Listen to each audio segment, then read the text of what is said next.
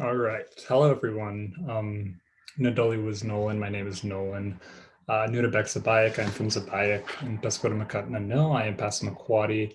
A little bit of context of this dialogue that I'll be having with everyone today. Wabanaki Tools of Diplomacy, Storing Protocols as Political Will. It served as my undergraduate project at the University of Maine that Darren was of significant help in advising me, along with Dr. Bridie McGreevy, who's a professor in the Department of Communication and Journalism. So I just want to thank Darren for such a great presentation before this, and also to acknowledge that he is very much a part of this story here as well. And I'm very grateful to have this space to be able to share with him. Means a lot to me as a Wabanaki youth.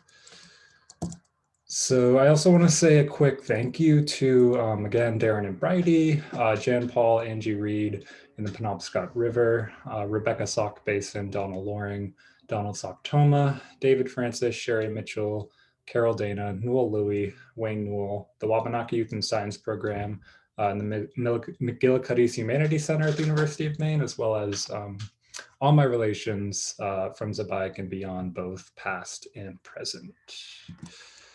I want to start off with this land acknowledgement. This one is from the University of Maine that states the University of Maine recognizes that it is located on Marsh Island in the homeland of the Penobscot Nation, where issues of water and territorial rights and encroachment upon sacred sites are ongoing.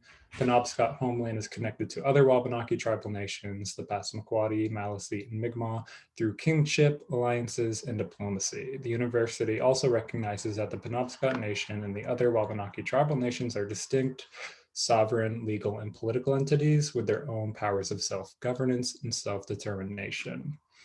And I think it's always important when viewing these land acknowledgements to think of what can we do beyond these land acknowledgements, but also, how would the land want to be acknowledged? I think those are two important things to keep in mind when acknowledging the land. And just for a quick overview of what we'll be talking about today, we'll be briefly going over the policy story of LD 291, including how we got to passing the bill with the previous history of education here in Maine, what is now the state of Maine. We'll go into sort of what Wabanaki knowledge systems look like and how we've had our own systems of governance and policies, and sort of what those frameworks can teach us in regards to implementation of the Wabanaki Studies Law. And then we'll go into my experiences and taking this type of framework in my student teaching at Casco Bay High School. So to begin, I'd like to start with sort of exploring, where we came from before LD 291 passed by quickly going over the story of Indigenous education in the United States, which is split into sort of three eras by Indigenous scholars, Sandy Grande, in the first period being the period of missionary domination, which was the 16th to 19th centuries, where sort of the state and churches work together. Then the second period is the period of federal government domination, which of course includes the infamous boarding schools. And then the period of self-determination, which we're sort of in right now, from the mid-20th century to the present. And to begin with the first era of missionary domination here in the state of Maine, again, the state and churches were sort of working together to make American Indians more, quote, civilized. So in the case, there is a reverend named Elijah Kellogg from Portland who came into Passamaquoddy territory with the top priority to create a school that taught Passamaquoddy children to read and write in English, as well as become sort of self-efficient farmers and, quote, enjoy the benefits of civilization. Kellogg's first contact with the Passamaquoddy was with a man named Deacon Sauk Basin, who was very unfriendly and unsupportive at this idea of Passamaquoddy youth learning English. However, over time, Kellogg sort of won his allegiance by getting the state governor and council to grant him money to buy him a plow after learning that Saco Basin practiced agriculture and was known for farming. Kellogg further then achieved a grant from the state of Maine in 1823, constructed the school and opened classes in 1824, which received a lot of backlash from the children in the schools. They weren't too adaptive to learning in this sort of Eurocentric way. And then in 1826, the Maine state governor Albion Paris warned that all further assistance will be withheld if the Passamaquoddy refuse to send their children to school, or if the students oppose the schooling. So they were saying that they would take away the funds if this continued to happen. And it's also worthy to note that Kellogg used private funding to clothe them in English fashion, as well as annual funds from the BIA, the Bureau of Indian Affairs, who distributed funding from annual appropriations voted by Congress for the, quote, civilization of Indians. So this continued. The result of this school was really a culture war within the Passamaquoddy tribe. The tribal members were very angry at Saco Basin. Obviously, one single individual cannot speak for a whole community. And the threats were given to boycott the school. And then also, meanwhile, the Catholic faction marked to take over the school. And this led to two schools operating at the same time through different religious contexts. And eventually, Catholicism would take over the churches and educations on the reservation. And it created a split of the new party versus the old party, with the new party settling at Madocmagook, because there's two Passamaquoddy reservations in what's now Maine. So this led to the era of federal government domination in Maine, which included the operation of boarding schools, such as the infamous Carlisle boarding school, whose policy was kill the Indian, save the man. And Wabanaki children were taken by force to such schools across the US and into Canada, while also being forced into foster care. And through both of these experiences, children were taken away from their families, separated from their communities, and forced to perform manual labor, and were also punished for speaking their languages, abused physically, emotionally, and sexually, and stripped of their cultural identities and knowledges. And of course, we're still healing and uncovering the devastation of this era today with the recent finding of remains of children over in Canada. But this did lead to the era of self-determination, which is where we are now, where we're working towards self-determination, truth and reconciliation within the educational environment, and also beyond in other spaces as well. They're very much interconnected in these spaces. There's many things beyond this list from land repatriations and so forth. And again, everything is interconnected. All of these parts are moving towards an era of self-determination, truth, and reconciliation in what is now called Maine. And although it is great that this action is being taken, I would emphasize that achieving self-determination or restoring tribal sovereignty is very much isn't the end goal of this work that's being done. It's rather a first step in sort of a future of working together towards something much bigger than the relationships themselves. So now we'll go into the story of the Wabanaki Studies Law, sort of the history of the policy story of the bill. So as we know, the bill was written and sponsored by Donald Loring and Donald Soktoma, who were both tribal representatives, Donald Loring being the Penobscot tribal representative and a veteran, and Donald Soktoma being the Passamaquoddy tribal representative and historian. The Wabanaki Studies Commission was put in place along with the bill, who ran the Summer Institute in 2003 and submitted a final report that year as well. The bill went into, quote, full effect in 2004. However, the Wabanaki Studies Commission dissolved in 2005. Dr. Rebecca Sakabason published her article, Wabanaki and Textual Tradition of Weaving Educational Policy, which regarded the LD 291. And then in 2017, the Portland Public Schools started meeting with Indigenous leaders from across the state and formed sort of their own Wabanaki Studies Committee within the Portland Public School System. Dr. Rebecca Sakabason published another article titled Maine Indigenous Education Left Behind in 2019, which I highly recommend looking at if you have not. She also completed her Lieber Professorship Report for UMaine in 2020, which outlined tangible action steps for the university to take. I sort of had my experience in student teaching at Casco Bay throughout 2020 and 2021. And that leads us to today where sort of all of these barriers are still in place. However, there is good work being done to remove them and recommendations being unmet, and the Wabanaki Studies Commission, not the committee, remains non-reinstated. And this is this non-compliance is a major issue for tribal nations. As we will see, this bill, we see this bill as addressing both our current and past racist experiences and something that works towards healing our relationships with each other. As you might recall from Donna beautifully opening us up with the power of education being being both a double-edged sword, but has that the mobilization of truth can work towards a better understanding of each other, which brings respect. And that was really the purpose of this bill, to build an understanding and respect of one another, to strengthen our relationships and move towards healing with each other.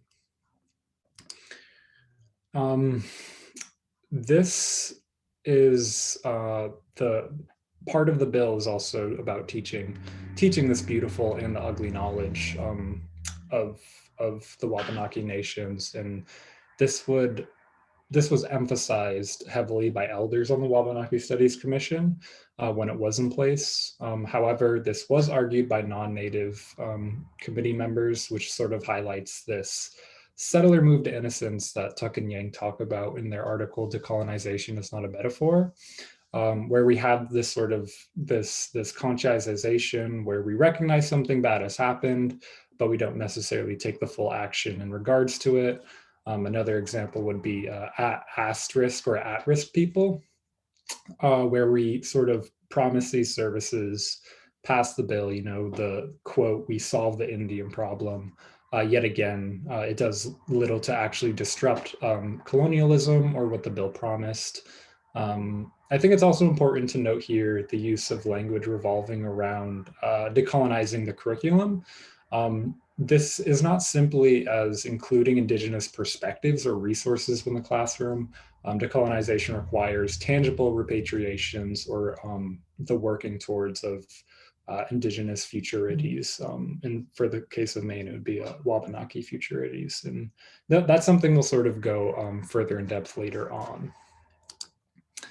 And an example of this difficult knowledge would be the 1755 Bounty Proclamation that awarded monetary value for the scalp or captivity of Penobscot citizens.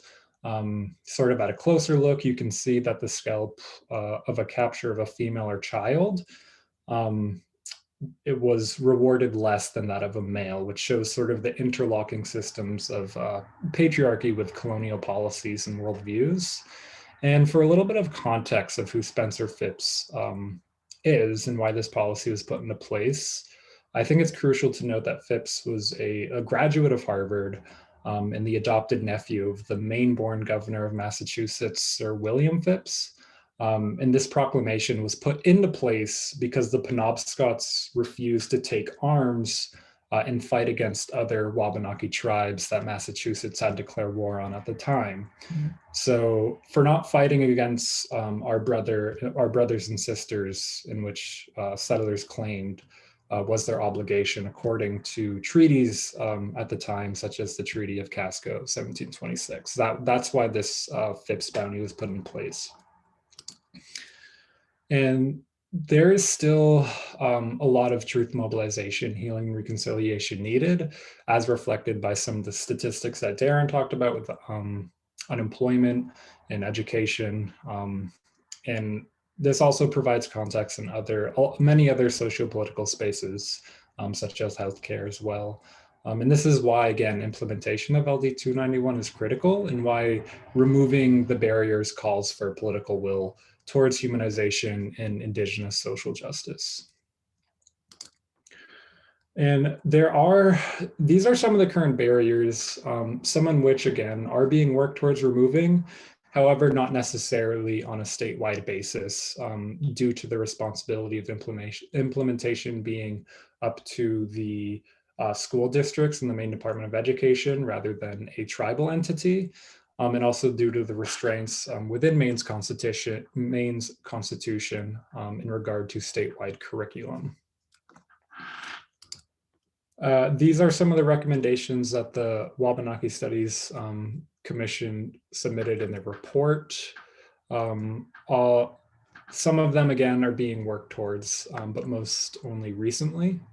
And then these are the recommendations from Rebecca Sakabason in her article, in her Libra report for the University of Maine, all in which are beneficial in many areas, as we will later discuss later on. But for now, I want to focus on how can we follow these recommendations by sort of centering or restoring Wabanaki diplomacy. And before going into how Wabanaki diplomacy can help meet these recommendations, I first want to establish, what policy is from sort of a metaphysical perspective that can theoretically be applied to all worldviews and all ways of knowing, both from a Western and Indigenous standpoint. So in other words, I want to provide a shared understanding of what policy is in order to highlight how it can have different processes and implications depending on the epistemological or the way of knowing the systems within that that it's being produced through. This would also suggest that there's sort of a power structure that is up against these differing perspectives to the dominant perspectives on policy and diplomacy, and sort of putting emphasis on the need for relationships and communication to understand each other's way of diplomacy and views of policy. So renowned Indigenous scholar Vine Deloria Jr. Explains to us the Greek concept of the oikoumene, which is otherwise known as the world of human affairs that we deliberately create by purposeful human activity. And it tends to fall into the area of social science. And it is within this world where we use tools, if you will, to adjust the natural environment and create a space for ourselves while bringing physical and space and time under our control. And I would suggest that this would include public policy, such as LD 291, that it's a tool in a world of human affairs in which can be used to create and shape spaces for ourselves within a natural environment by bringing time and space under our control. I would also add on to Deloria's suggestions here by saying that these tools, they take a combination of both physical and mental energy, or epistemological and ontological energy. For an example, writing LD 291 involved the process of thinking, writing, and discussion in order to both sponsor and pass it, which is all mental and physical activity. So depending on the wielder of the tool, depending on the wielder of the policy, or the sponsor of the bill, a specific energy is being spent, or a specific way of knowing and being is involved. And in regard to the LD 291 and other bills sponsored by tribal citizens, all have been weaved into the physical world through a Wabanaki epistemology, through Wabanaki knowledge frameworks. And this brings with it a specific process in order to be completed. And to establish this process, I want to go into Wabanaki knowledge framework looks like, or way of knowing what it involves, sort of by establishing the fact that we've used our intellectual traditions to keep our knowledge systems alive, by surviving by the teachings of Gluskab, while adapting to the natural and social environments around us, for our own specific purposes. Um, these knowledge systems involve sharing and developing a matrix of stories, ceremonies, and traditions that are based on direct experiences with the land in her many cycles, which enables us to have this long-term survival while honoring our intimate, sustainable, and reciprocal relationships with these spaces that we exist in. And at the core of these stories, ceremonies, and traditions, our ways of being are the principles of relationality and accountability. And this relationality and accountability is seen directly through our languages, which is at the core of who we are. Our language is verb-based, revolves around energy and motion, and involves a worldview where things such as places and objects are named based on how they relate to the natural environment around them, or their descriptions, or what they're known for. So this puts an emphasis on respect, on responsibility, and reciprocity to keep these relationships balanced and sustained.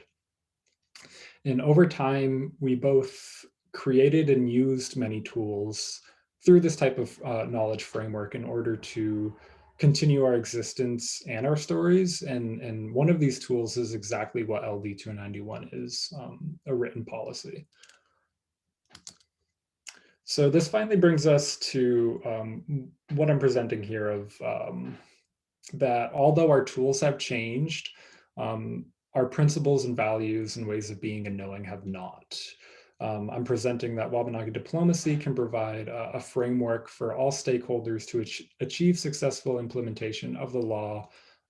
Matter in fact, since the bill was written and sponsored by Wabanaki citizens, the law itself was made to go through this type of framework and knowledge or protocol. So as an oral culture, we obviously never practice a phonetical diction or express the term policy through our languages. However, we've always had our own unique and valuable ways of maintaining social and political institutions, using our own tools and ways of diplomacy.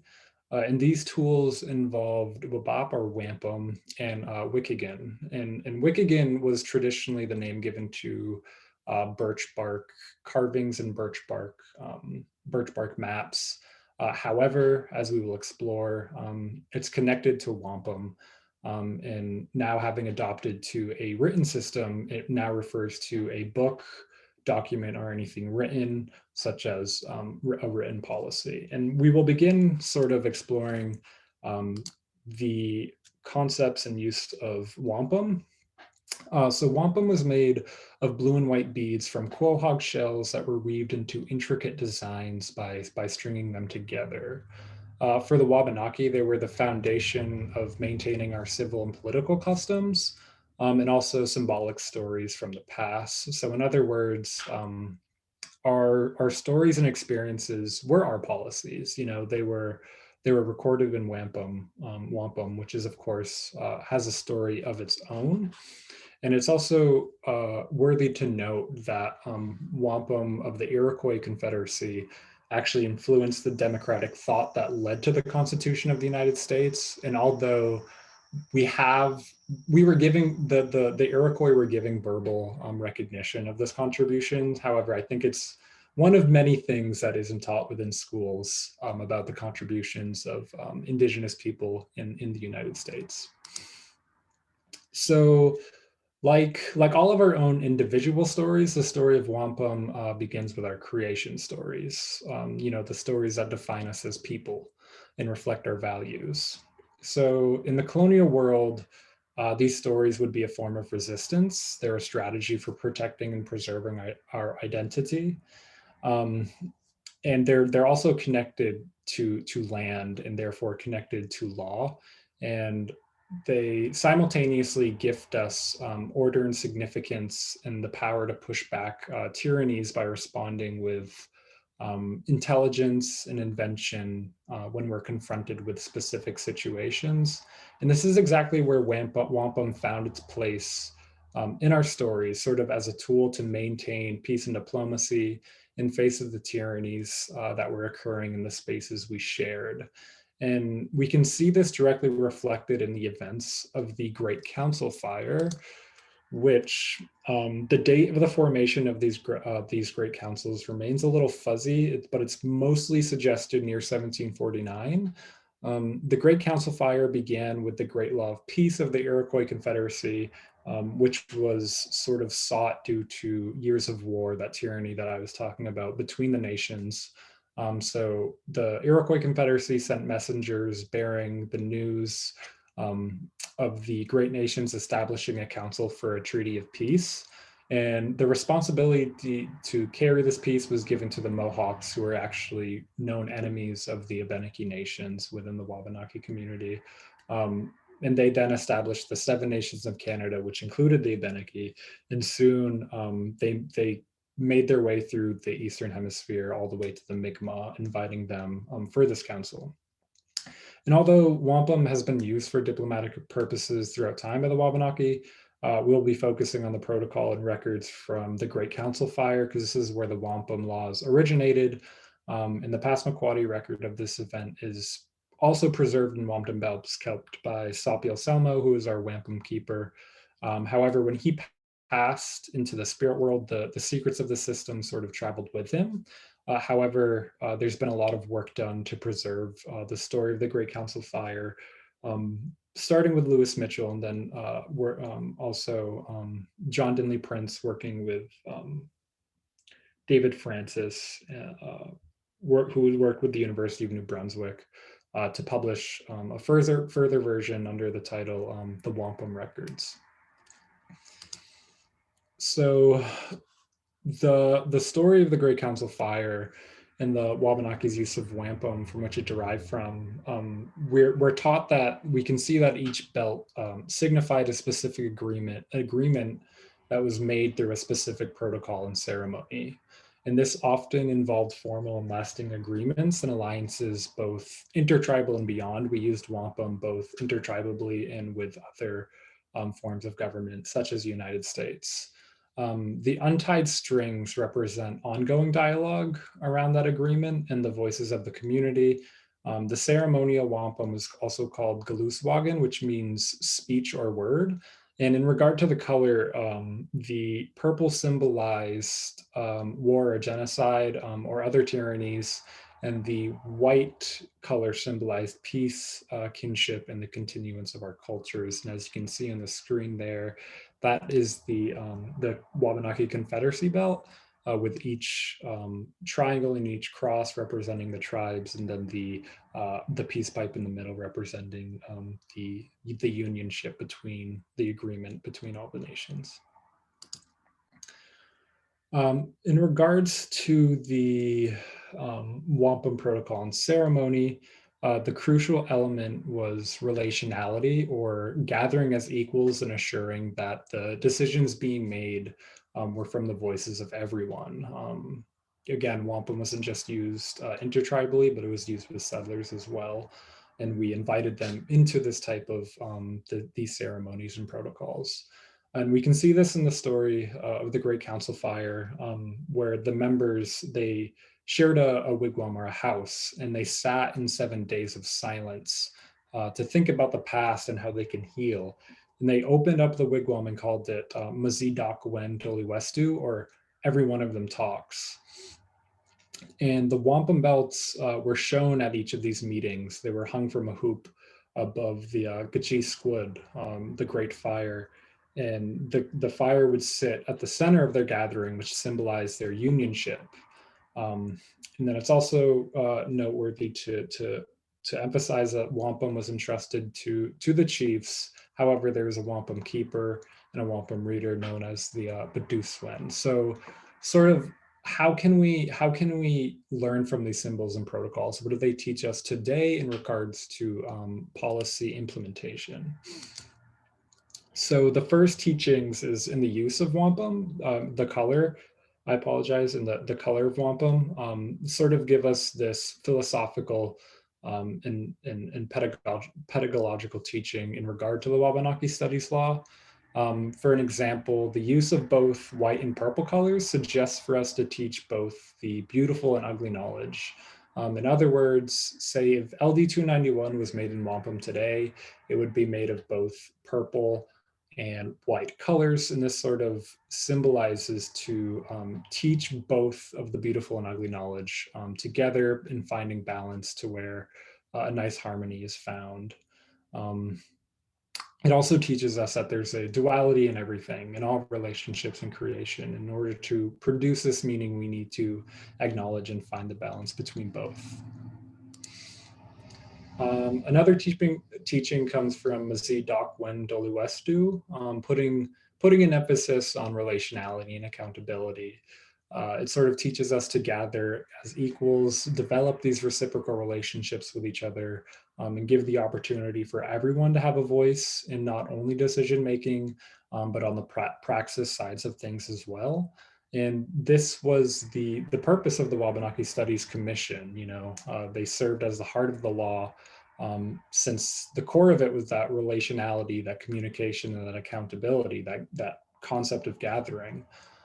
So in order to be accountable, checking for implementation should be gifted to an entity like the Wabanaki Studies Commission, which would obviously call for them to be reinstated and funded as well. We can also learn from the wampum reader. It teaches us that it's critical to have someone who is knowledgeable of the content present and engaged in the facilitation of this policy or in teaching. Again, in regards to the Wabanaki Studies Law, it's clear that teachers cannot teach what they don't know. So I'm sort of, in regards to one of the suggestions made by Rebecca Sakabe, saying requiring a course to comply with the law would be appropriate and necessary, as well as changing teaching certification within the state of Maine. And for teachers already in the field, professional development would be needed and funded made available for that as well. And this also teaches us with a lesson within diplomacy, more specifically within Maine's legislature. We have tribal representatives who are able to be heard and sponsor bills.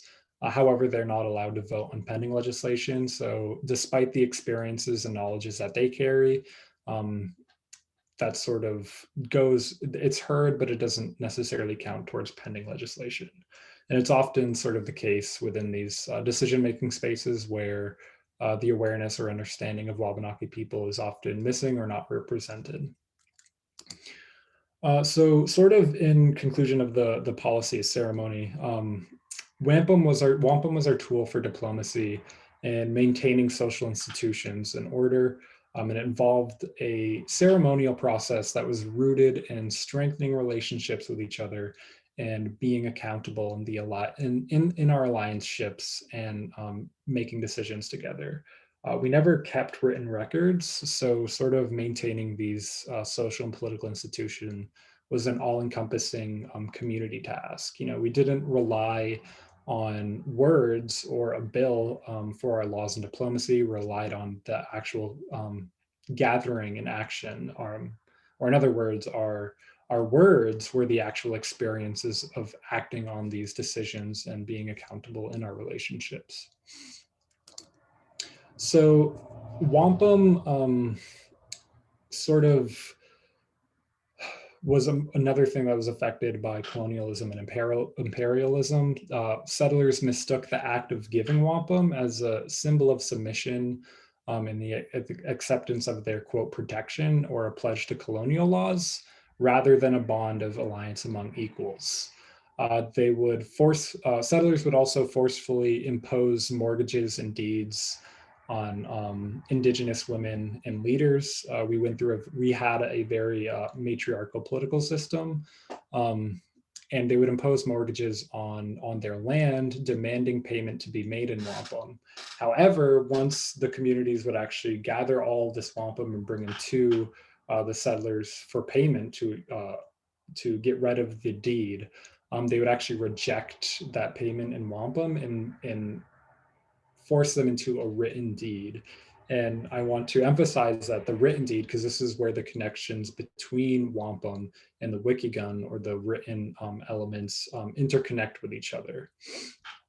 The 18th and 19th centuries was also an era of indigenous knowledges and technologies being collected for preservation by a lot of museums and researchers. However, many indigenous people would probably rather call this stealing rather than collecting, which Linda Tuhlai Smith talks about a lot in her well-known book, Decolonizing Methodologies. So we sort of have this epistemological shift, or a shift in our ways of knowing and being. But again, we've practiced this since time immemorial, where we've existed here in what is now called Maine. We use our intellective adaptation to this constantly changing environment around us, and we develop these tools to survive in a sustainable way that honors all of our relations. However, upon European contact and the effects of colonialism, this survival shifts to survivance, or the active sense of presence and the continuance of our stories. And we are still here. These stories are still living today with us. So we use this intellect and adaptation to empower ourselves with the very tools of colonization. Again, going back to that sort of double-edged sword of education. Education can be a tool of empowerment, but also as a tool of devastation. And we're sort of in this area where we're using these tools for our own creative and unique purposes, such as the LD 291 and other policies. And I think this quote from late Passamaquoddy linguist, historian, and museum operated David Francis really encapsulates the connection between wampum and writing, where he says, "We have no wampum here, just the book. We are trying to keep it alive with the book, but it would be good to get the wampum back." So here we can see we really are trying to continue our stories alive through a different modality and tool, which would be the wikigan, or through writing. And in regards to the wikigan, sort of what it translates to, it's made up of it's a noun in Passamaquoddy that's formed from a verb and conceived as the product of an action. Again, going back to our languages being revolving around energy. It's made from the verb stem wick, which means to draw, and that's paired with the inanimate suffix igen, which is used for tools such as the ptarmigan or the cutting tool. So therefore we have the term wikigan relating to literally a written tool. In regards to the English translation, it now translates to anything written, both picture, word, or map. And it's important to emphasize that within our practices of writing, we don't differentiate between image and word. So if you said someone to go take a picture of something, you could also be telling them to go write it down. And this is in contrast to European context, who separates the two, or European writing methods. Lisa Brooks has a great definition of indigenous writing as a tool for image making, for writing, for transmitting an image or idea from one mind to another over waterways over time, and also that it's a process in which we are all engaged in. And again, going back to the process of writing, Wabanaki language revolves around activities or energy in motion. So until a wikigun has taken shape as an instrument, the process is ongoing. And then even when it is complete, that instrument can cause a whole new wave of activity to incur. And when I use the term inner energy with writing or with stories, I usually suggest viewing it as a force that works towards the future and continued survival of Wabanaki people. Like, that's the core energy of our ways of knowing, and that's involved with writing or policy. This sort of brings in the power of the wikigan, which Craig Womack has a great quote in regards to Native literature and writing of Native artistry is not just for pure aesthetics or art for art's sake. And Indian writers are trying to invoke as much as evoke. So literature, like ceremonial chant, has the potential to actually cause a change in the physical universe. And Womack isn't just emphasizing the mystical invocation, but the power of words literally bringing about practical and political change. And this is exactly, again, what LD 291 was about, was bringing this practical and political change, as well as other policies such as the ban on native mascots, the ban on offensive place names that have all passed, as well as all of the work being done at the University of Maine with the unique research partnerships. It's just showing that evidence of our words and our methods of writing and image making having this power to change these spaces. And now, if we take a look at LD 291 from this perspective, we can see that this protocol and process of writing, along with Wabanaki diplomacy, is involved here. And that Wabanaki diplomacy is sort of what is missing in regard to the implementation of the bill. That in order for it to reach its full potential and bring this practical and political change, this process of engagement and taking the needed action steps that have been recommended need to take place. And we can also see that this energy that's put into the bill functions as an educational policy grounded in anti-racism and decolonization, and works towards the continued survival of Wabanaki people, which is, again, is the energy that I sort of put forth that is engaged with these tools such as writing. And of course, we can see the need for councils or the Wabanaki studies to be in place, since it's a process in which we are all engaged in. So we need that critical dialogue and relationality in order to be accountable for implementing the law statewide. So putting the lessons we learned from Wampum and Wiggigan together, we're really gifted with this framework that involves reinstating the Wabanaki Studies Commission, finding balance between teaching the beautiful and ugly knowledge, taking the tangible action steps that have been put forth from Sauk Basin in the Studies Commission, and just being relational and accountable, because that's really the core of Wabanaki ways of being and diplomacy. And Maine is actually in a pretty good position to follow, to take the recommendations for implementations.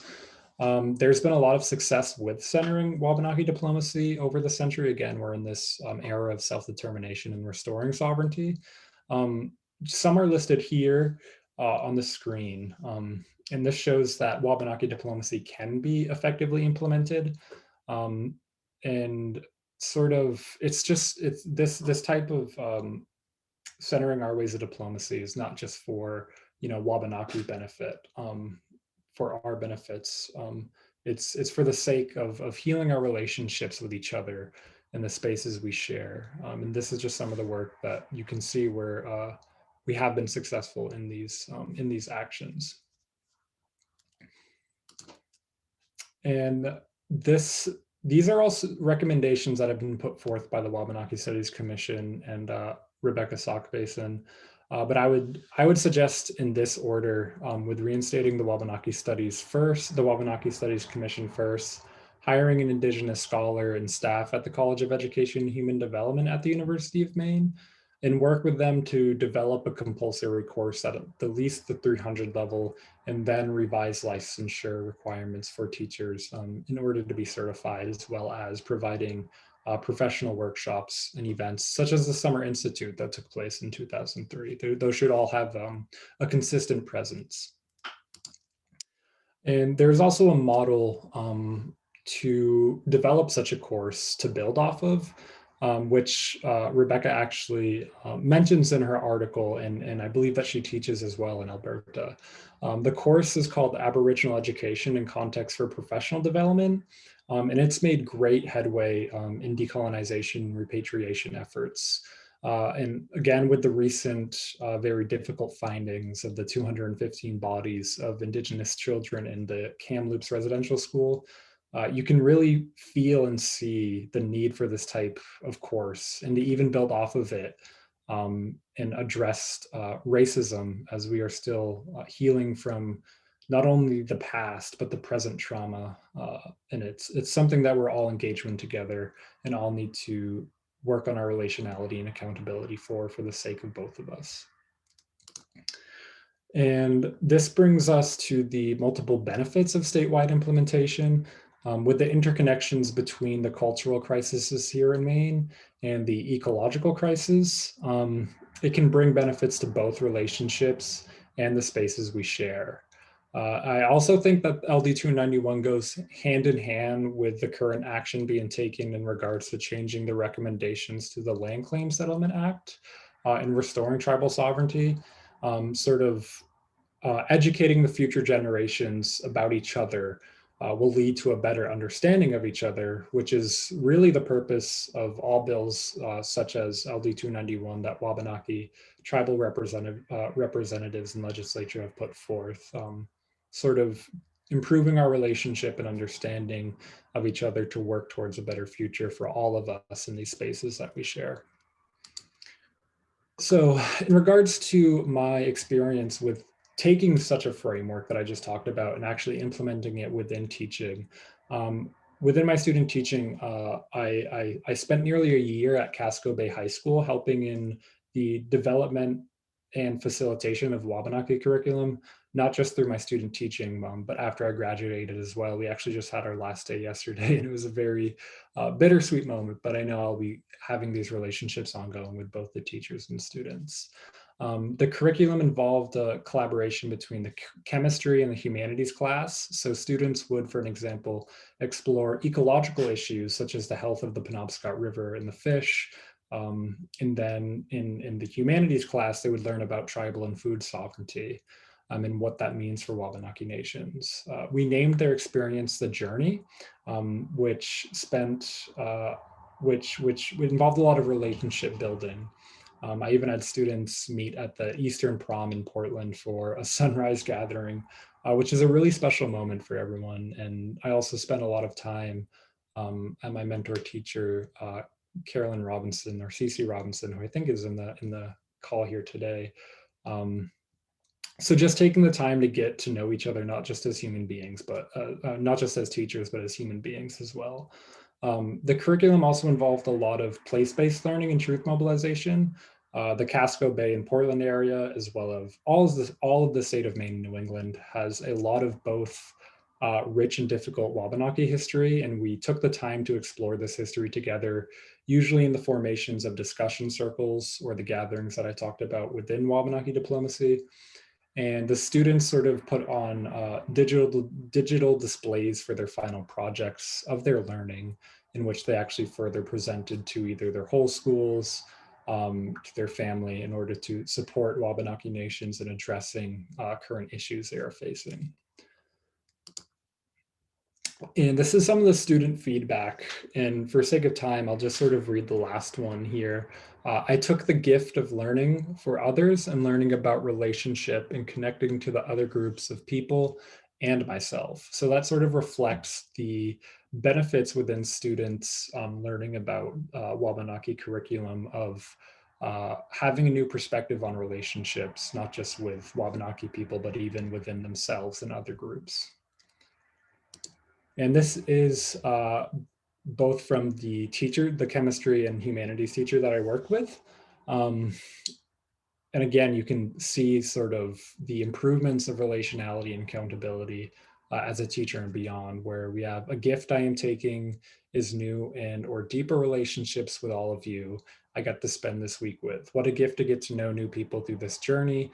I will continue this journey by continuing to center relationships in teaching and learning. So again, we can see this improvements in perspectives of relationships, not just with Wabanaki people, but within their own communities as well. And I want to end my dialogue here with talking about going beyond sort of critical theory and pedagogy in the classroom for teachers, which I think was talked about in some of the other presentations today as well.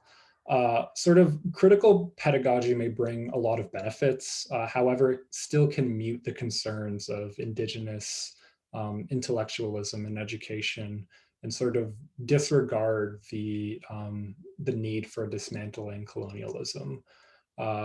Indigenous scholar Sandy Grande sort of puts this argument out while developing a framework called red pedagogy, which involves a revaluation of democracy and disrupting the structures of colonialism, individualism within education through taking the perspectives of Indigenous knowledge frameworks in the classroom. And I just want to end with this quote that really encapsulates the purpose of LD 291 from Donna Loring, who of course sponsored and wrote the bill. With education comes understanding, and with understanding comes respect. And again, that's the core of this bill, is to just understand each other more and respect each other more, to work towards a future of healing for the sake of both of us. And with that, I just want to say, Willie Won, thank you. I'll stop sharing my screen here. If I can find the button, there you are. And I think we have time for questions, if there is any.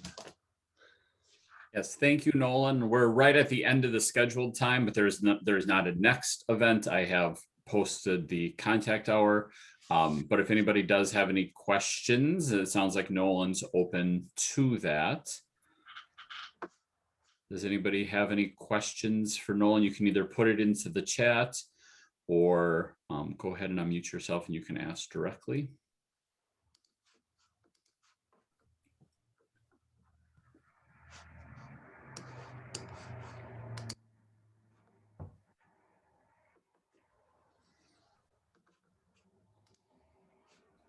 Anybody have questions for Nolan?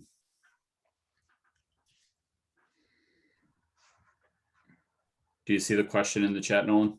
I do, yeah. Could you say more about your students' responses to what you were sharing? Yeah, it's the students' responses was all about their experience with engaging with this type of curriculum.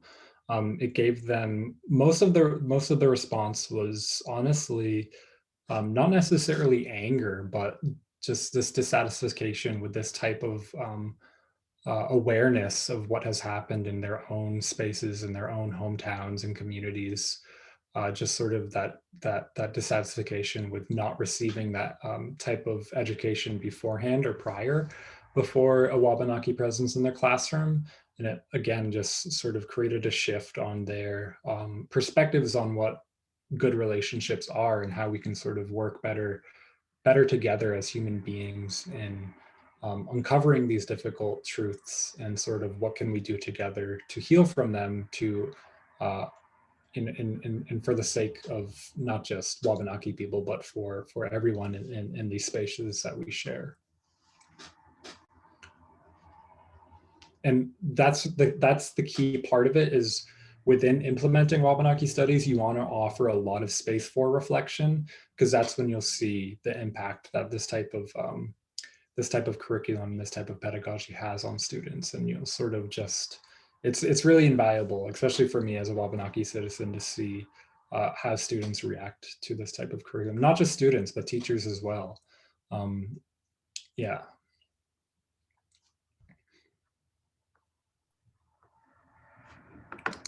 Any other thoughts, questions, anything for Nolan?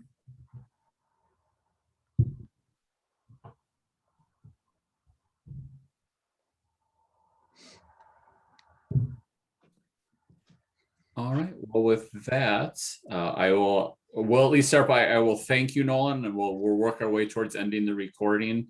And then people can still stick around after that or whatever. But let me say thank you, Nolan.